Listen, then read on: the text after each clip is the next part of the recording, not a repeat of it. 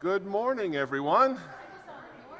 Happy Mother's Day to all you mothers and mother-adjacent type people out there. Always wonderful to see you, and it's always a great day when we can be here together. Welcome to Sunday morning at Mountain Vista Unitarian Universalist Congregation. I'm Chris Tackett, your piano player and assorted other musical person. You know what this is? Most of them have a button. And y'all know what to do, right?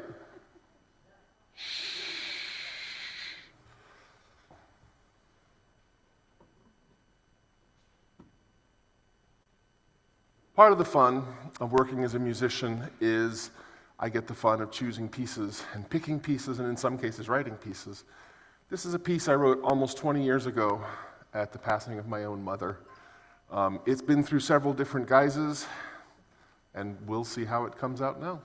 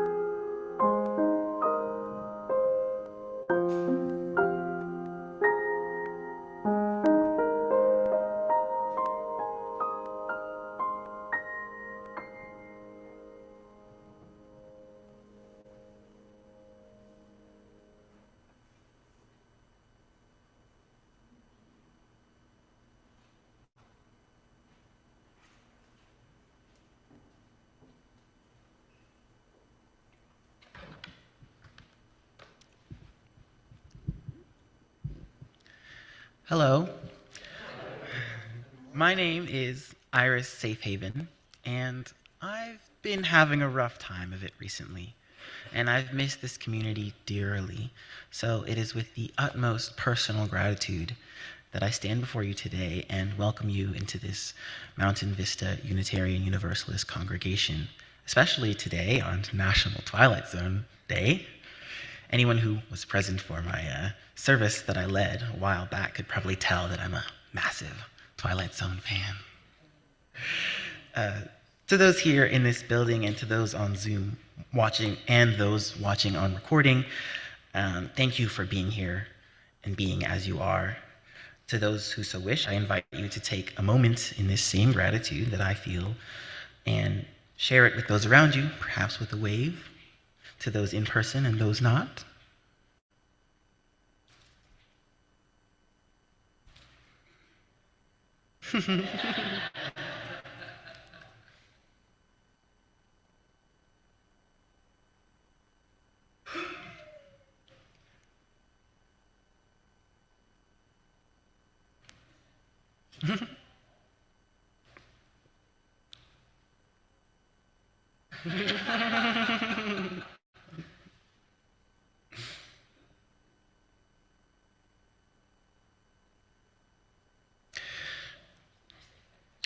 Thank you.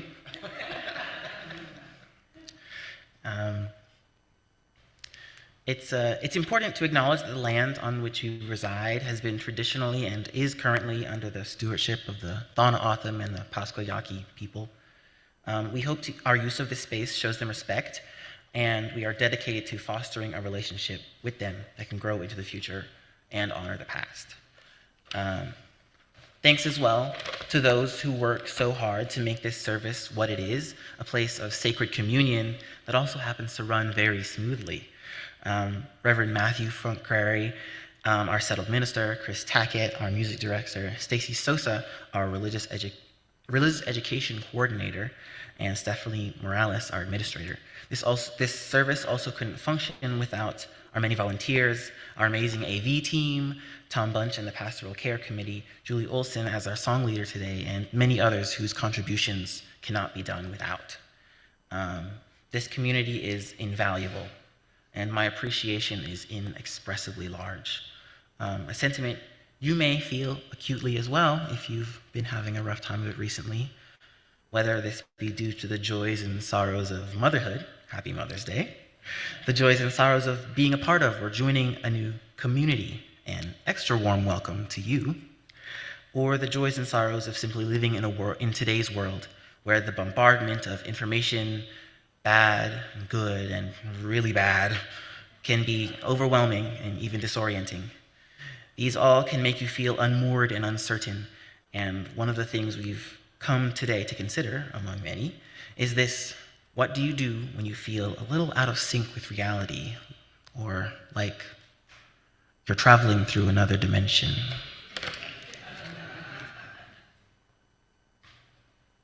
Mother's Day blessing.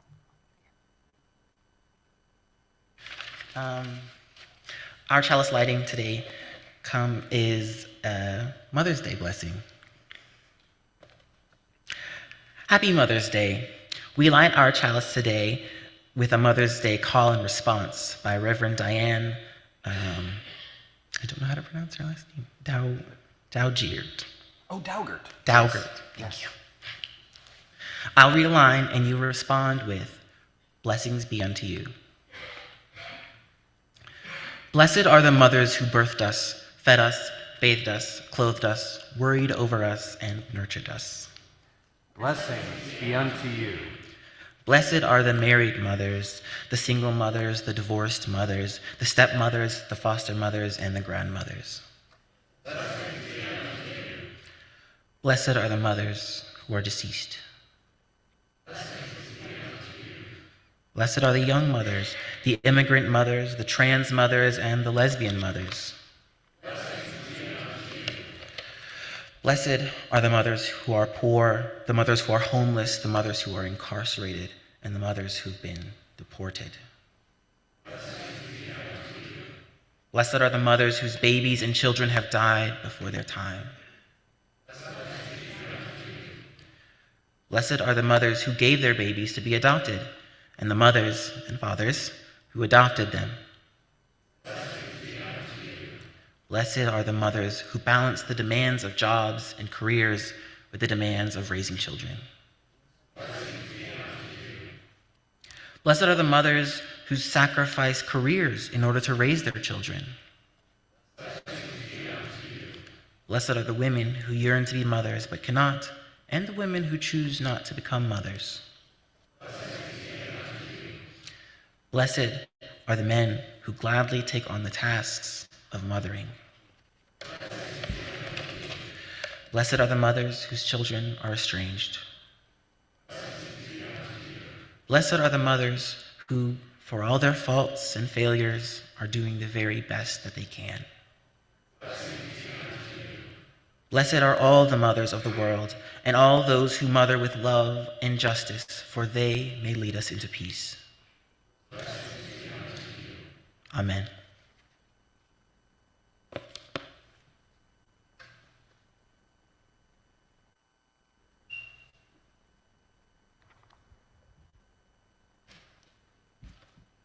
Well, happy Mother's Day.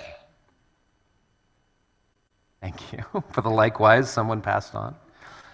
Throughout the month of May, we are taking a collection for the powerful work of the Children's Action Alliance, which reflects many of the values of motherhood. This is a nonprofit organization that holds itself accountable to Arizona children and youth and families and communities that they work alongside. Their goal is to better Arizona policy and programs for healthcare, early children programs, juvenile justice, and public education with the following values. Equity. They strive toward equity in how they advocate and operate. Integrity. They earn trust through accuracy, transparency, dependency, and authentic engagement. Justice. They believe justice should be an outcome of equity, fueled to empower communities making their own decisions. Optimism. They choose to approach challenges from a place of possibility. And community.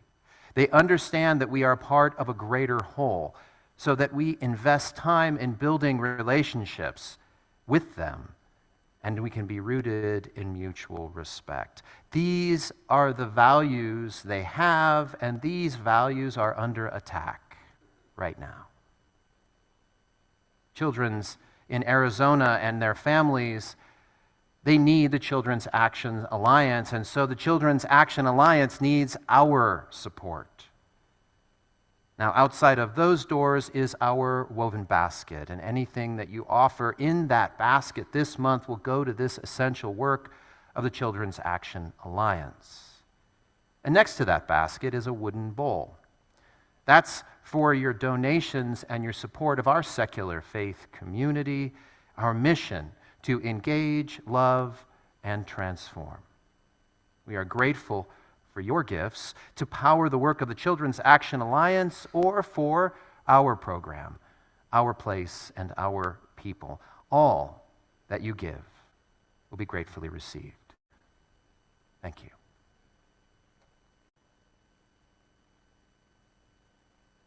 Our opening hymn this morning is from the text is taken from Beautiful Words by William Blake, also modified and altered, as virtually all the songs we sing are. And a beautiful old melody, Non kom der Heiden Heiland. If you'd rise with me and sing, it's number 127 in the gray hymnal, and as always, the words will be on the screen. And also, thank you so much to our guest Joel this morning, Julie.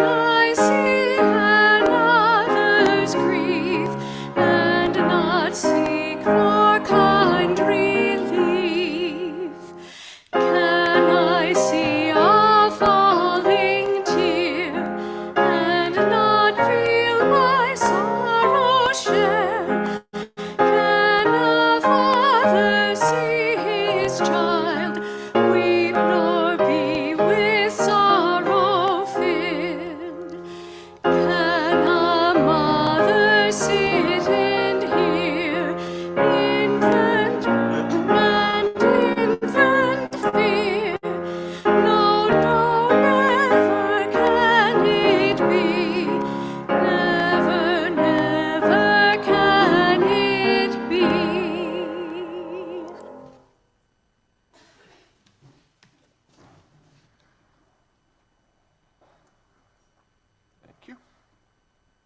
Well, happy National Twilight Zone Day. I invite you now to a time of contemplation, of considering and pondering the Twilight Zone.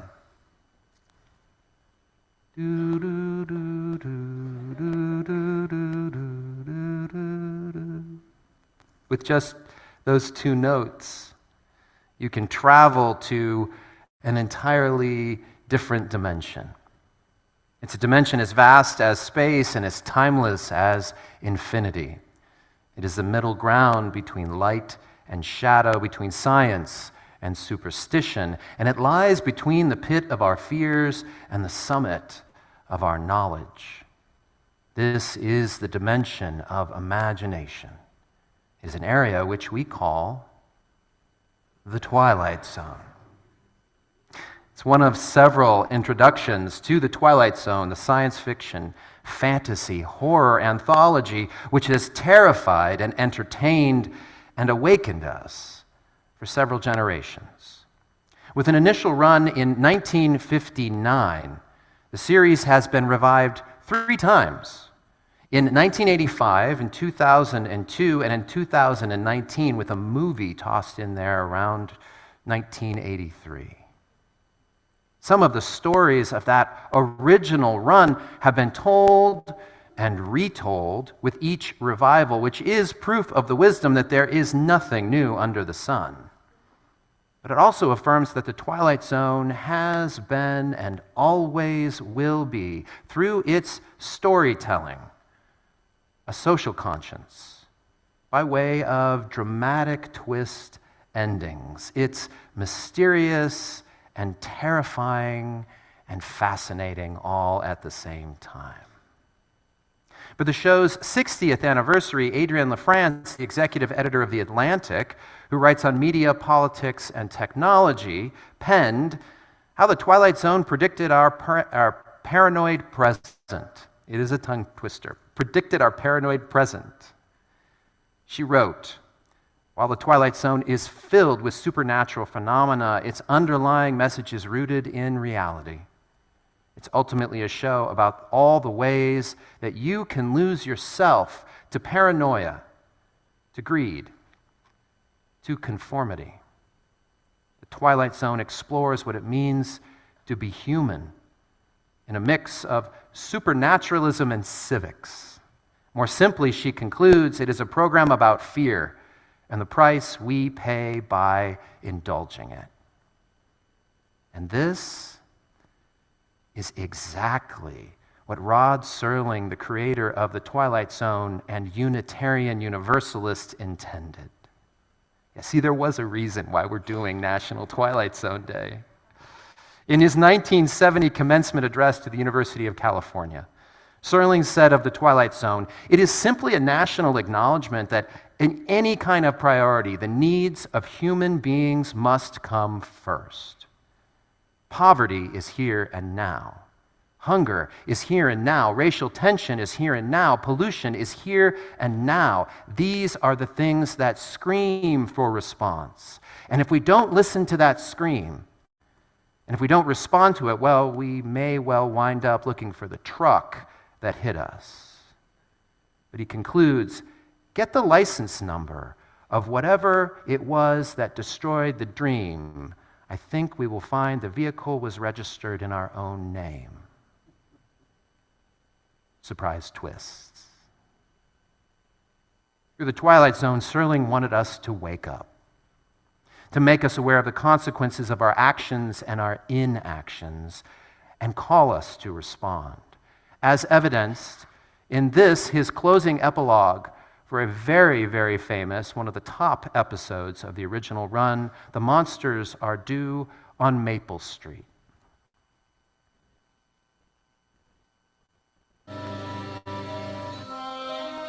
The tools of conquest do not necessarily come with bombs and explosions and fallout. There are weapons that are simply thoughts, attitudes, prejudices, to be found only in the minds of men. For the record, prejudices can kill, and suspicion can destroy, and a thoughtless, frightened search for a scapegoat has a fallout all of its own. for the children and the children yet unborn. And the pity of it is that these things cannot be confined to the Twilight Zone.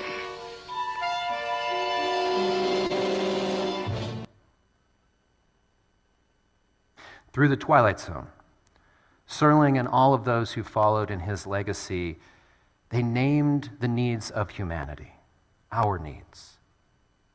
They named the fears that imprison us from responding, our fears, so that we might become aware, rise above, and free ourselves.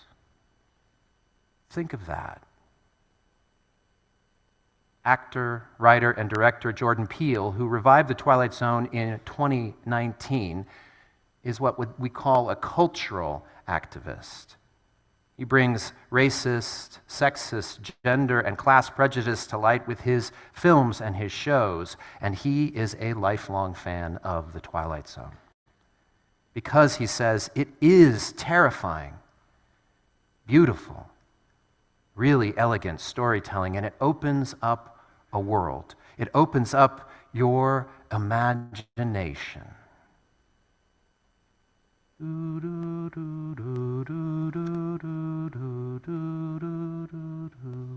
A world of imagination. A liminal place as vast as space and timeless as infinity. A middle ground between sight and sound, belief and science, between the pit of our fears and the heights of our knowledge. A dimension entirely of imagination. And we are invited to travel, to journey through, so we might recognize who we are and return to our reality empowered to act. This is the journey through and beyond the Twilight Zone.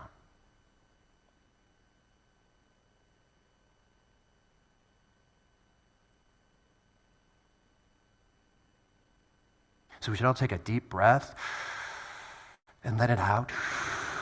Because I don't know about you, but the Twilight Zone stuff really, it gets to me. And of course, we are a people of both celebration and of comfort.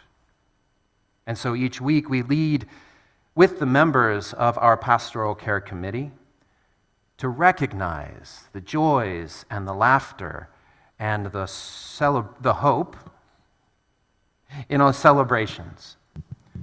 And we hold our sorrows as well, our lamentations and our fears in a congregational comfort.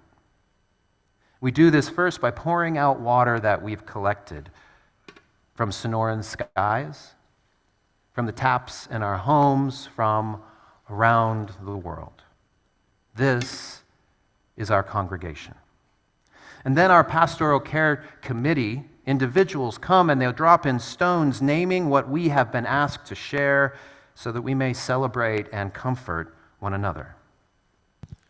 This morning we have a perfect Mother's Day joy from Sally, that her adopted daughter, who was missing for 4 days, has been found alive and is safely back with her grandmother. Oh yeah. On the Pine Ridge Reservation. She's very grateful for all of your prayers and support.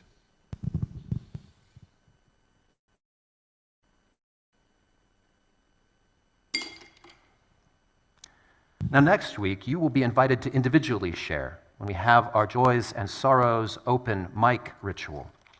But this week, we respond to our joys and sorrows that are here among us, but not yet spoken, with a prayer in song led by Chris and Tom. Inviting Julie up to give me a hand, because sometimes playing and singing can be a challenge. I invite you to stay seated for this. The song we'll be singing is number 1002 in the book Singing the Journey, although it's probably easiest to follow it off the screens because, as always, we've modified it a little bit. Between each verse, I'll speak a moment and share, if you will, a bit of prayer. You're welcome to close your eyes or leave them open, whatever feels right with you.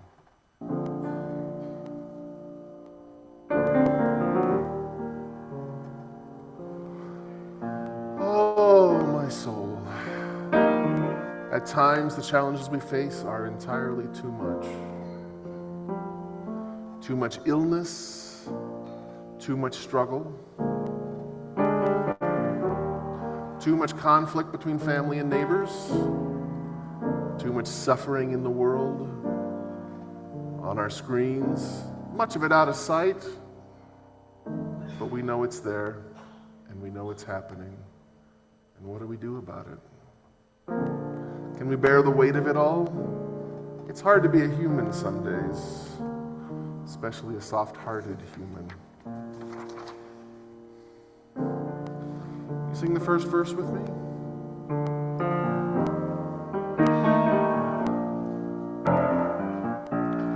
Comfort me,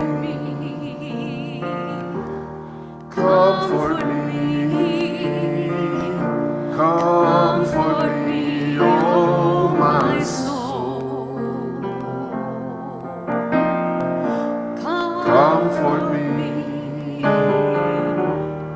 comfort me,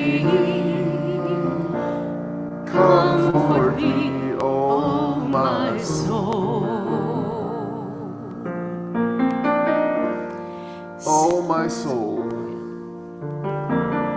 At times I feel alone, isolated even with people all around me. No lonely like the lonely in a crowd. It can be hard to share my inner world with others or to let them help me.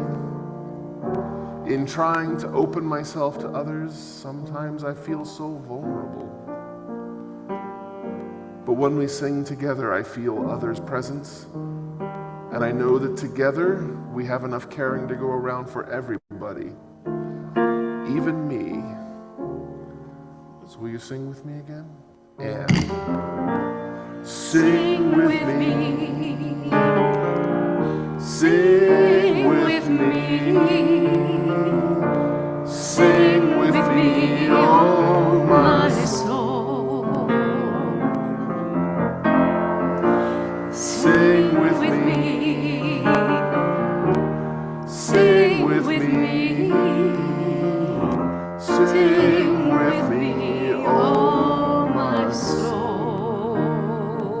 Sometimes I am so weary when it's hard to get out of bed, hard to face difficult tasks, and sometimes, especially on those days, every task gets to be difficult. Hard to lift my foot, hard to open my heart. I know I need rest and strength. I need to refill the well within me.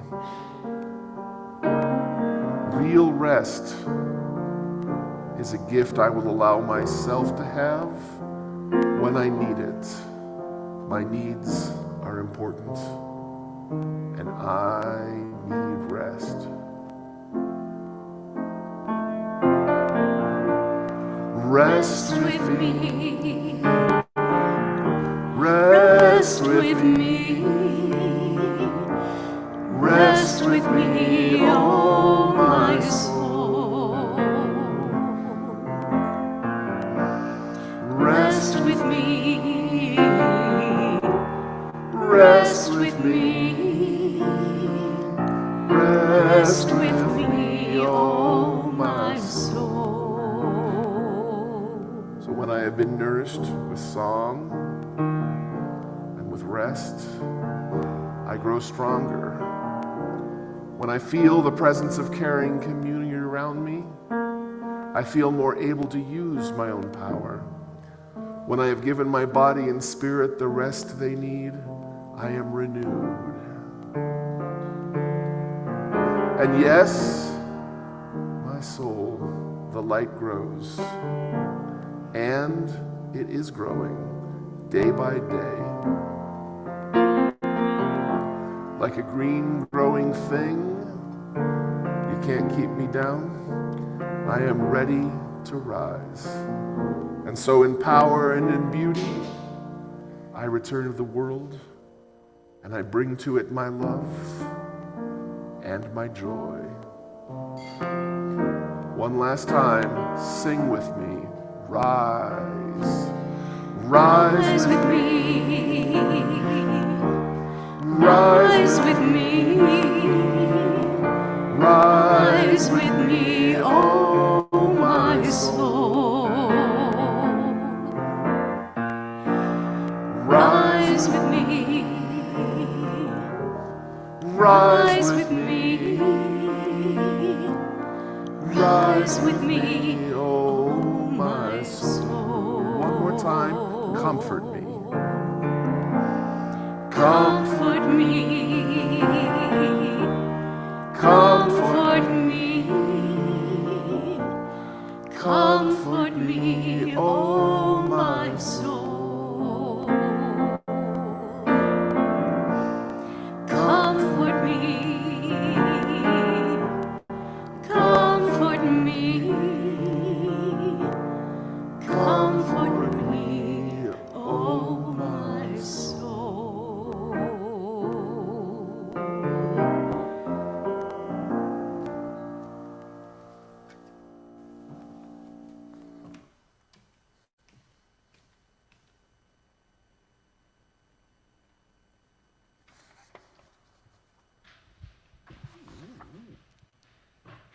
Good morning.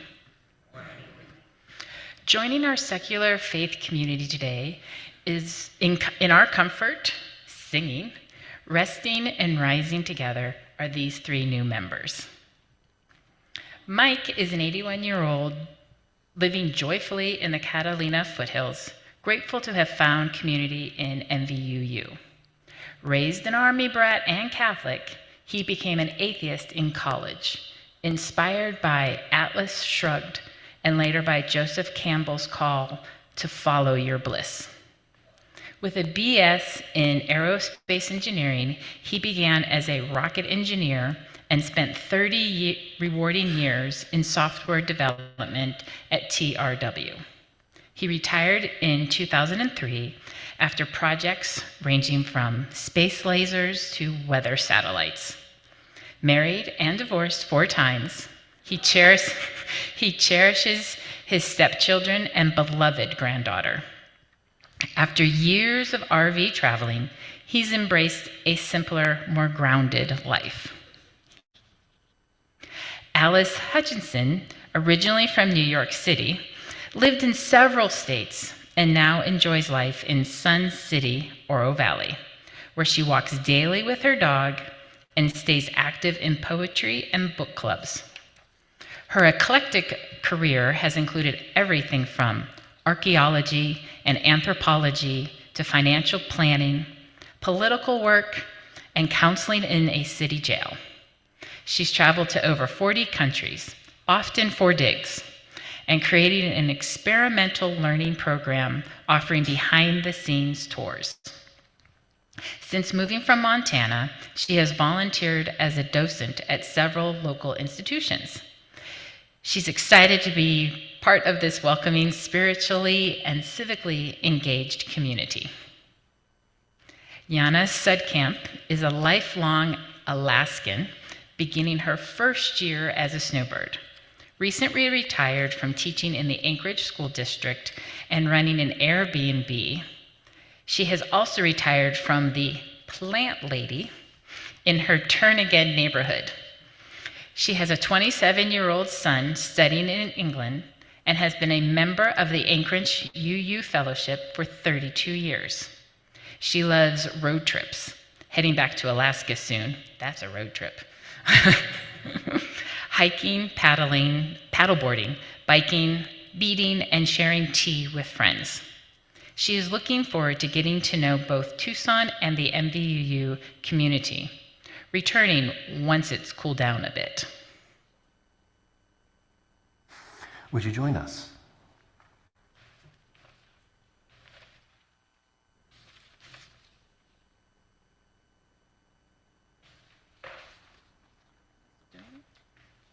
No, you're fine. Okay. Today we celebrate you're joining Mountain Vista Unitarian Universalist congregation. As each of you and I have already discussed, membership represents a joining in our covenant. All members, new and long-standing, that they make here among ourselves and, of course, with our world. As members, then, you all promise each other to be in an intentional relationship in a beloved community together. So Mike and Alice and Yana, you've shared with me already that you've grown to be a part of our congregation's covenant, and I want to invite you then to speak aloud the words that we've given you, if you would, right up here.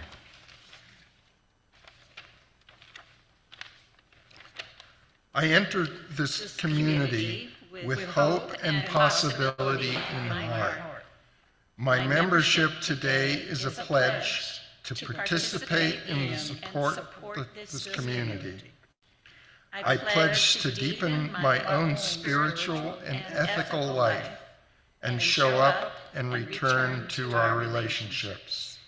I do this by offering my gifts of time, talent, and treasure to this community and its mission in times of togetherness and separation. I covenant to dedicate myself to the spirit of love that flows through this community. I seek welcome as I join you today and in our shared days to come. Thank you. Members of Mountain Vista Unitarian Universalists here and in person and also online, I invite you to speak these words aloud as they appear on our slides.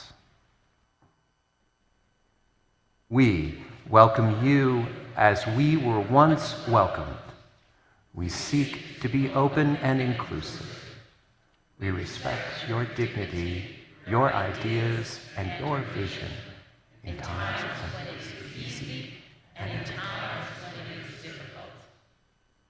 We seek to be supportive, not only when you reach out to encourage to us, but also when you need us to reach out to you. We ask you to risk showing us who you are, where you're hurt, and where you are growing. In return, we ask that you recognize our humanity. We will not always live up to our ideals. When we fall short, we invite you to stay in relationship with us and help us more fully live our commitment to love. Having been welcomed by your peers, it is now time for you to sign your name in a membership book.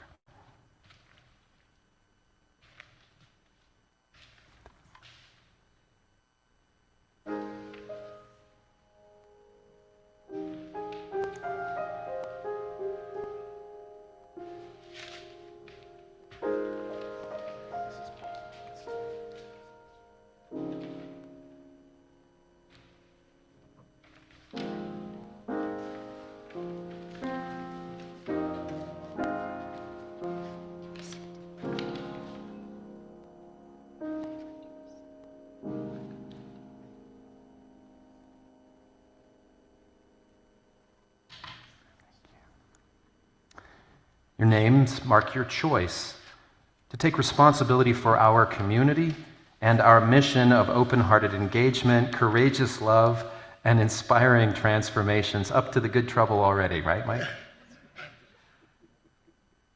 Gotta make sure you're in your spots.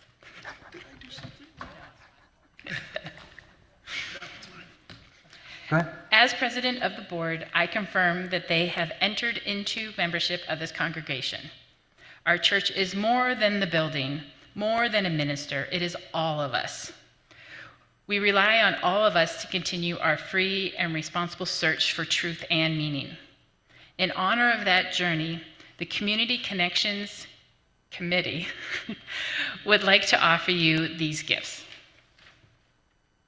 A MVUU car magnet, free advertising, and the talent and time of MVUU offers you one of our very own poetry monographs,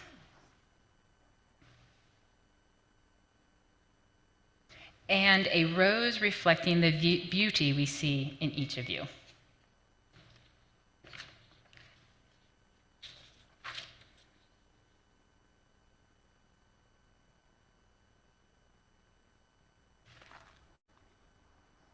So I want to invite you to stay right where you're at. You can go ahead and have a seat. Yeah. So I want to offer you a blessing, and a blessing for our secular faith community. As we welcome you into covenant today, we renew it, we begin it again. Our mission statement of building an open-hearted, welcoming community where we work together in covenant so that we may transform ourselves and our world through love begins again today. We recommit ourselves to that chosen purpose, so much so we put it on all of the name tags and everywhere that we can. Engage, love, transform. There is so much that each of us can do in this world, and you know this. You've brought your individual gifts and love and power and skills into the world and now here among us. And yet you also know there is much that cannot be done alone. Together, through our combined experiences, learning from and teaching one another, we rediscover the meaning of peace and liberation and justice. We begin again today. As we do each time that we welcome new members, we are renewed as a community of faith. And in this way, we are a blessing to one another. May it be so. And welcome. Welcome. Welcome. Yeah. Your new members.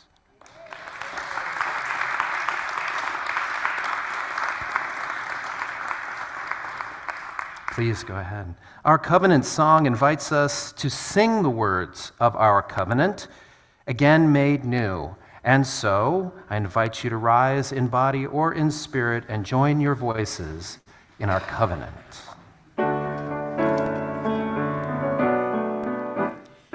With love as our guide, we covenant to welcome the stranger, encourage one another, to honor diversity and ask questions lovingly.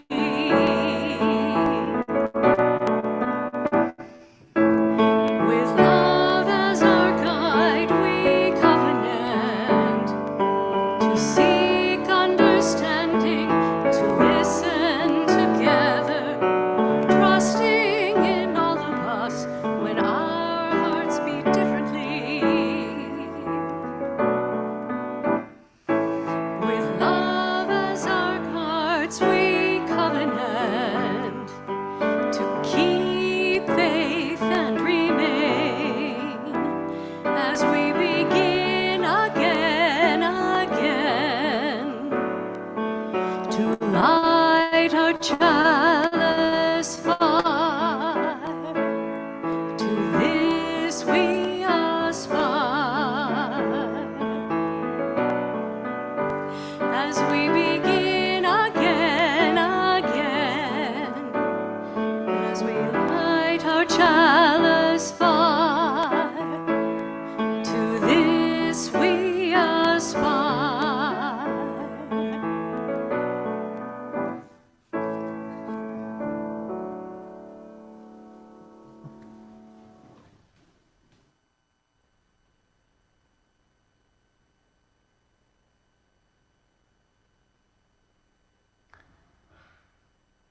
Imagine this. Mountain Vista Unitarian Universalist. Mother's Day, 2025. A day of gratitude and celebration for those who gave us birth, nurtured us, protected us, taught us. In their many and various ways, those who have loved us as mothers. Imagine a day filled with many fundamental emotions. There is a joy and a surprise that often blends in delight on this day. there's also a sadness at our losses. And there may be other fundamental emotions, disgust or dislike, fear, maybe even anger. These primary emotions arising from complex relationships on Mother's Day. Imagine Mountain Vista Unitarian Universalist as a place where these emotions are held, welcomed with empathy for children and their mothers. Imagine that. Imagine that in a world that, in spite of complications, we still seek to find thanks for that mothering relationship. And imagine further that in 2025 it is even more of a challenge as empathy, our ability to understand another person's experiences and emotions, is under attack. This is all just in the imagination. Presently, podcasters, online influencers, corporate executives, and conservative ministers might be aggressively teaching that empathy is a national weakness, a woke delusion. Empathy is being called a sin in this imaginary thing to begin with. If this is being said, they're not casual or offhand comments, but an effort to teach that empathy, a comprehending and feeling what another human being is, it's an attempt to tell us that's wrong. It's an effort to undermine diversity, equity, and inclusion, sure. But it also has destructive implications for community and justice, and even more so, our fundamental humanity. Just imagine that invites you into a place and a time, a dimension called the UU zone.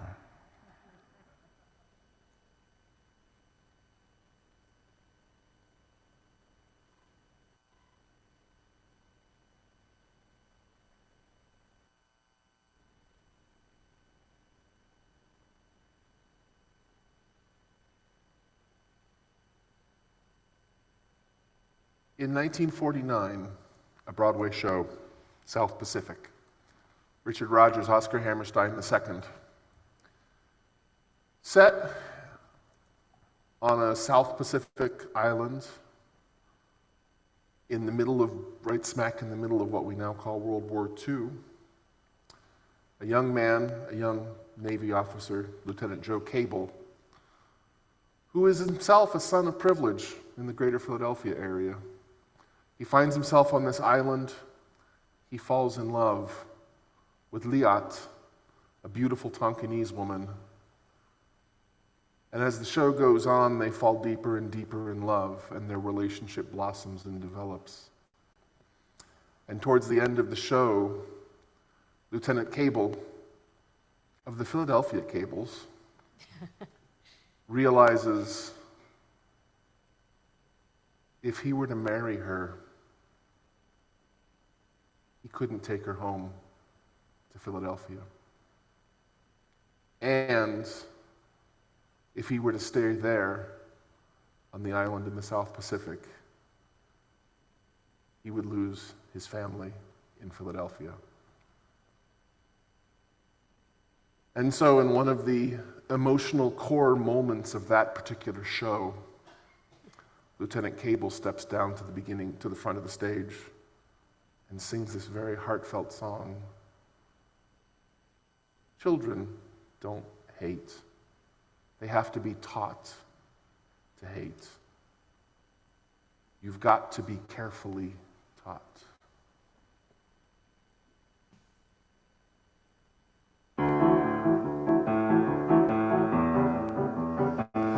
You've got to be taught to hate and fear.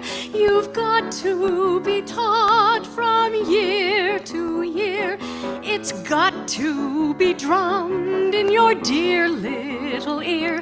You've got carefully taught. You've got to be taught to be afraid of people whose eyes are oddly made, and people whose skin is a different shade. You've got to be carefully taught. You've got to be taught before it's too late, before you are 6 or 7 or 8, to hate all the people your relatives hate. You've got to be carefully taught. You've got to be carefully taught. You've got to be taught to hate and fear. You've got to be draught from year to year. It's got to be drummed in your dear little ear. You've got to be carefully taught. You've got to be taught to be afraid of people whose eyes are oddly made, and people whose skin is a different shade. You've got to be carefully taught. Got to be taught before it's too late, before you are 6 or 7 or 8, to hate all the people your relatives hate. You've got to be carefully taught. You've got to be carefully taught.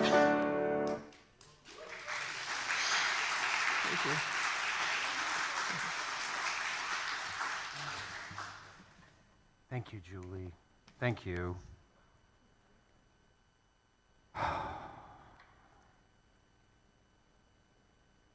We are not born to hate. You're not, I'm not. It's something we have to be taught.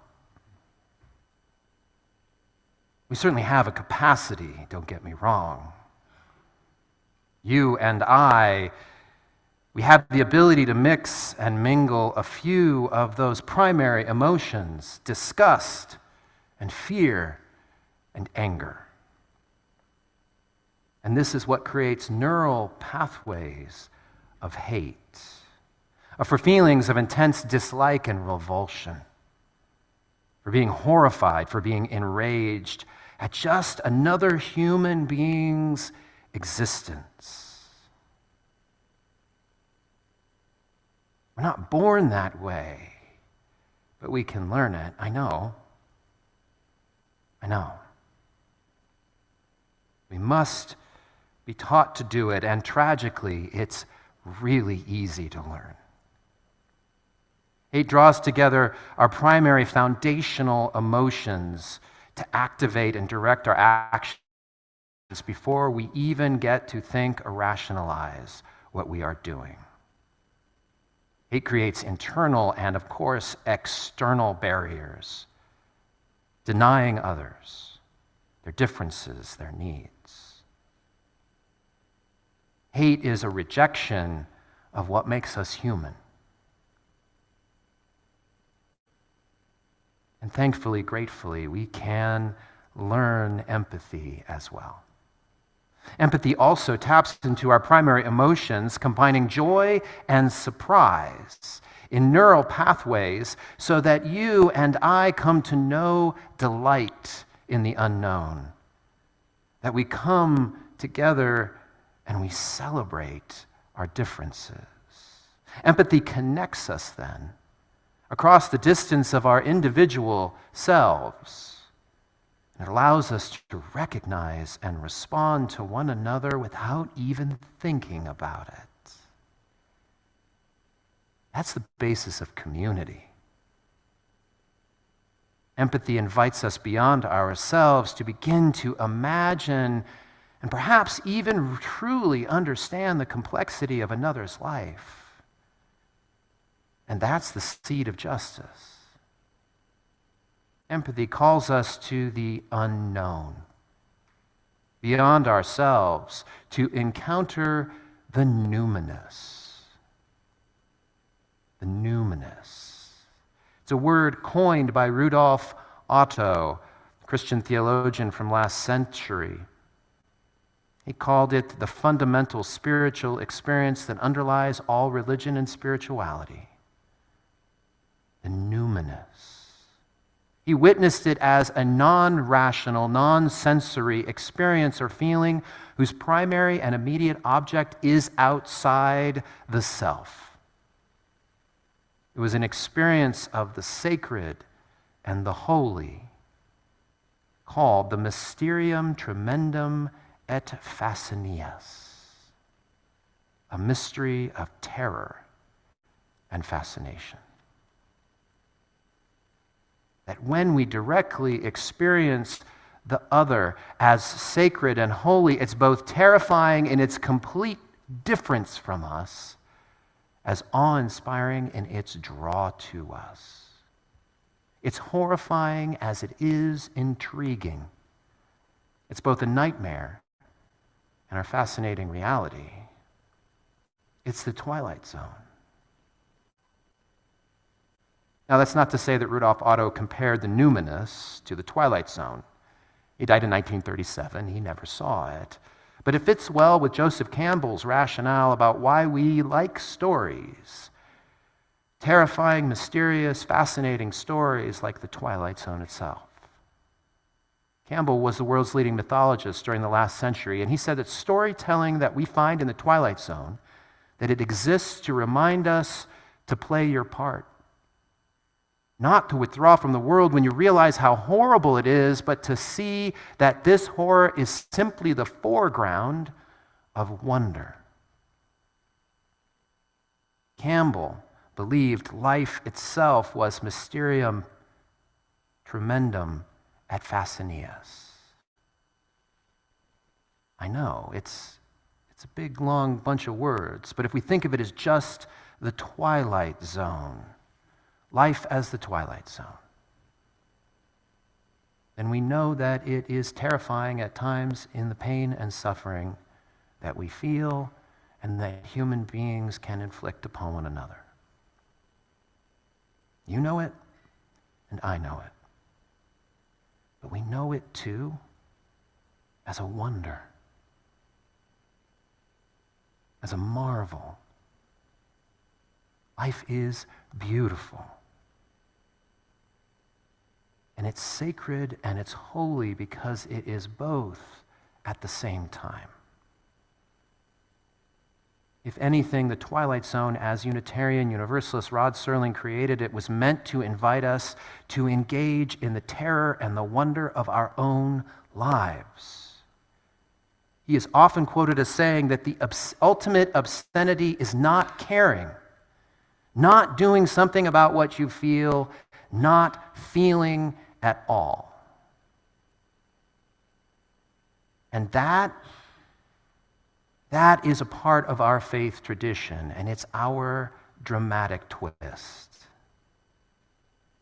We believe in life despite how terrible it can be, and it can get pretty bad. You know it, and I know it. We believe in the strength of love, not in the absence of empathy. You and I witness the terrible pain and suffering of life, and we know, too, its fascinating awe and wonder. And then we come here, and we choose to engage and love and be transformed by the sacred and holy that we find within and among and beyond ourselves. We choose the challenge of empathy over the ease of apathy. And in so choosing, we seek the sacred in the middle of our secular and faith tradition. We hold the holy in the midst of our complex and complicated relationships, and thus do we proudly enter together into the UU zone.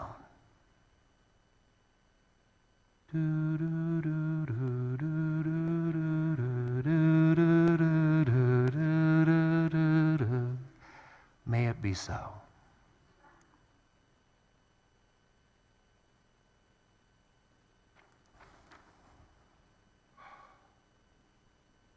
One of our big UU hymns that always comes up on big lists of what are favorite songs for congregations to sing is this one. From our gray hymnal, number 354, beautiful words and music by Shelley Jackson Denham. We laugh, we cry, won't you rise as you see fit and join us in singing.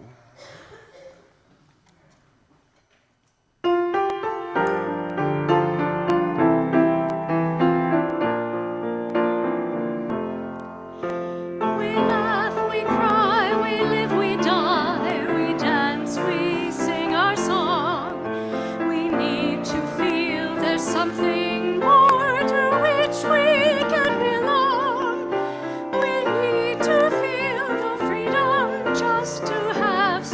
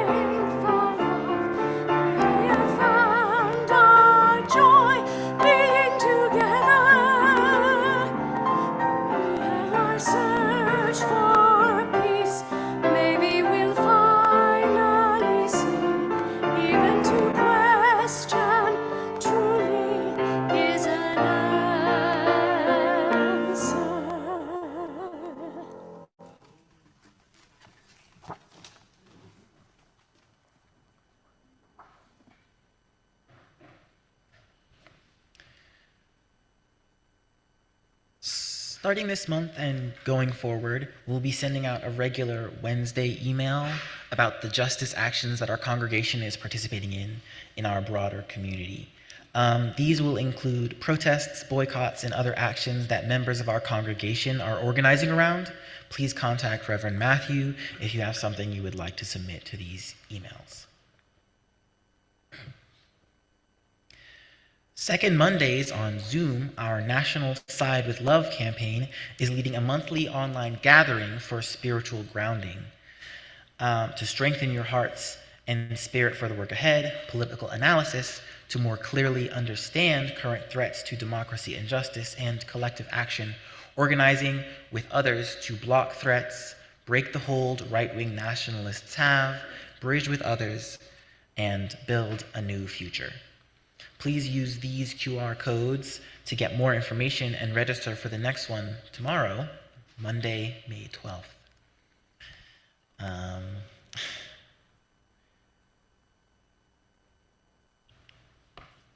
Did you know that we offer OWL at NVUU? Did you also know that there are over 7 different programs available specifically designed for all stages of life from 5 to 95?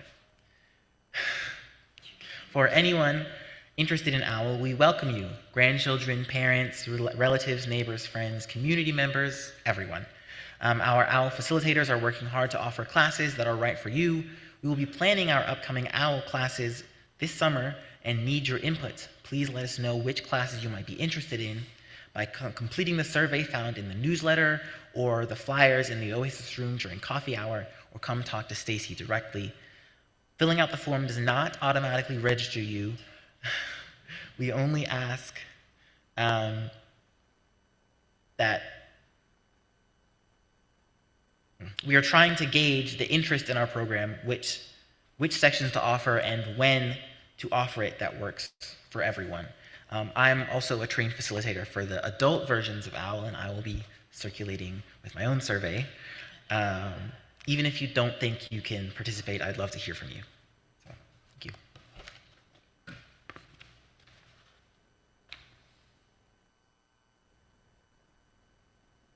Yeah, I'm doing it, yes.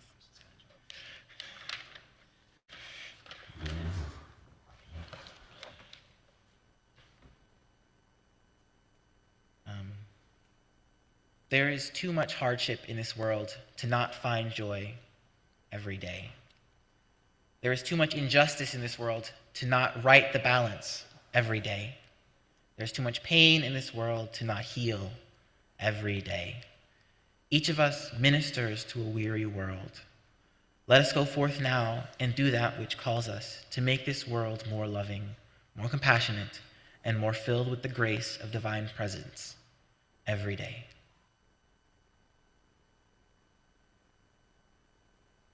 Wowie zowie.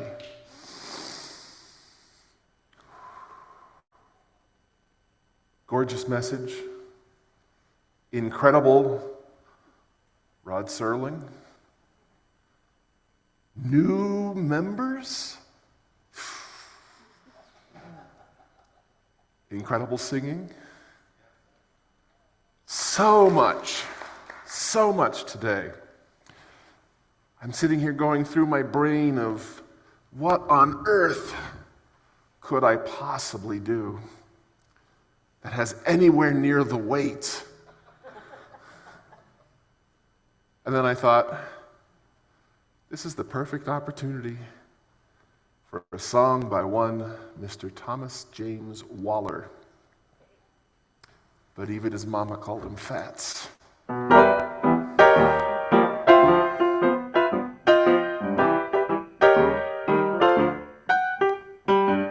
No one to talk with, all by myself. No one to walk with, but I'm happy on my shelf. Ain't misbehaving, I'm saving all my love for you. I know for certain the one that I love. I'm through with flirting, it's just you I'm thinking of. Ain't misbehaving, I'm saving my love for you. Like Jack Horner in that don't go nowhere, but what do I care? Your kisses are worth waiting for. Believe me, I don't stay out late, no place to go. I'm home about 8, just me and my radio. A misbehaving, saving all my love for you.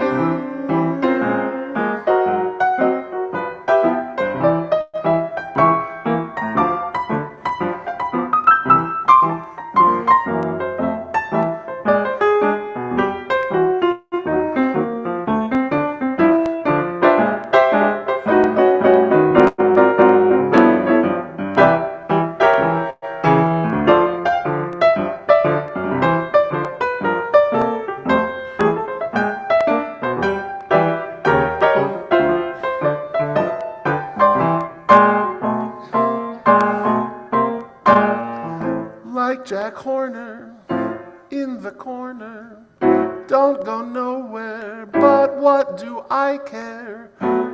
Your kisses are worth waiting for. Believe me, I don't stay out late, don't care to go. I'm home about 8, just me and my radio. A misbehaving, saving all my love. A misbehaving, saving all my love for. A misbehaving, saving all my love for you.